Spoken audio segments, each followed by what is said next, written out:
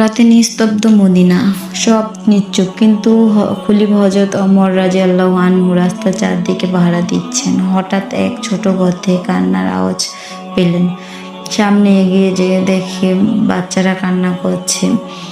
তার মাকে জিজ্ঞেস করলেন, মা, কেন বাচ্চারা কান্না করছে? মা বলল, বাচ্চারা অনেক ক্ষুধার্ত। মা লজ্জায় বললেন, খাবার নেই, আমি পানি ফুটাচ্ছি যাতে ওরা বুঝে নিতে পারে খাবার রান্না হচ্ছে। এই কথা হযরত ওমর রাদিয়াল্লাহু আনহু এর হৃদয় ঝাঁকিয়ে দিল। তিনি বললেন, তুমি হাকিমকে জানালে না কেন? মহিলা জবাব দিলেন, যদি সে নিজ দায়িত্ব বুঝতো আমার বলার প্রয়োজন হতো না। তারপর তিনি দৌড়ে বাইতুল মাল গেলেন, আটা, ঘি, খাবার নিজ কাঁধে নিলেন। সহজে বলল, আমাকে দিন, আমি উঠাবো। ওমর রাদিয়াল্লাহু আনহু বলেন, কিয়ামতের দিন আমার গুনাহ তো তুমি উঠাবে নাকি?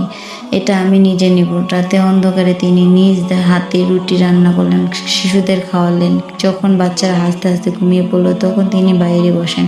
যতক্ষণ না ওরা আমাকে ক্ষমা করলো, আমার আল্লাহ আমাকে ক্ষমা করবেন না।